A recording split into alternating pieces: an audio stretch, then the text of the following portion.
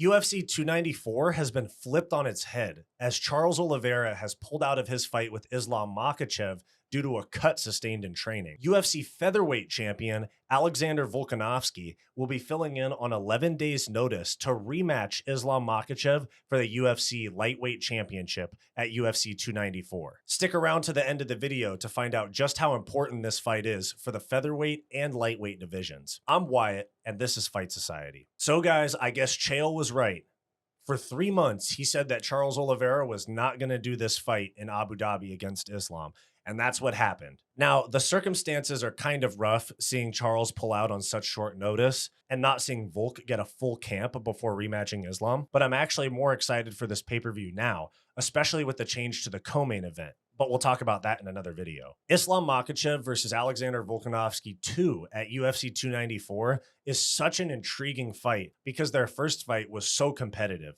That was some of the most high-level MMA that I've ever watched. I just rewatched the fight today to do some homework for this video, and I can't believe how razor-thin that fight was. I know a lot of people say that Volkanovski won that fight, especially Joe Rogan saying that he got robbed, but I have to disagree.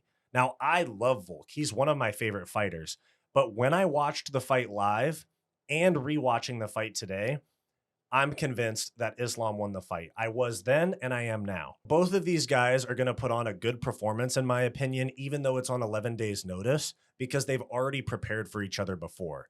The only thing that I'm really worried about is Volkanovski's conditioning.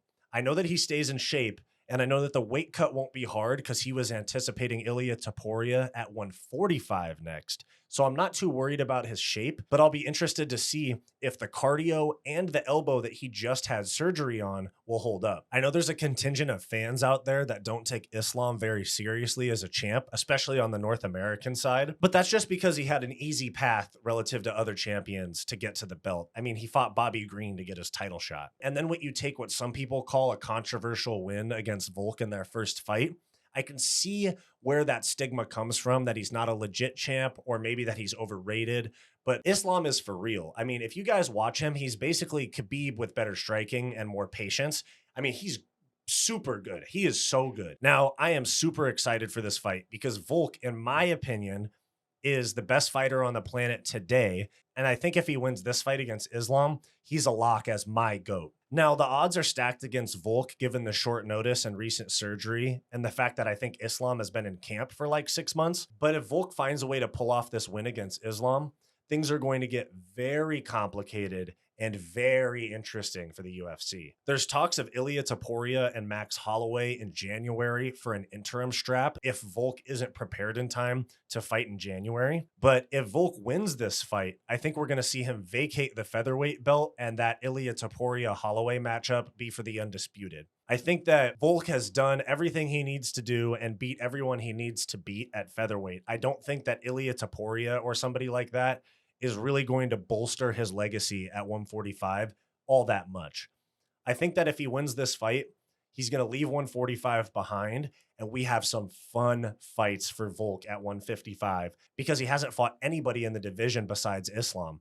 The thought of Volk versus Oliveira or Volkanovski versus Gaethje, those are such fun fights. So if Volk wins this fight, it's going to leave 45 in a little bit of mayhem without a champion, but it's going to make for some big matchups and some fun fights at 155. There's a little bit of an iceberg here for 145 and 155 because Volk wants to move up to 155 and Islam has expressed a desire to fight Colby at 170.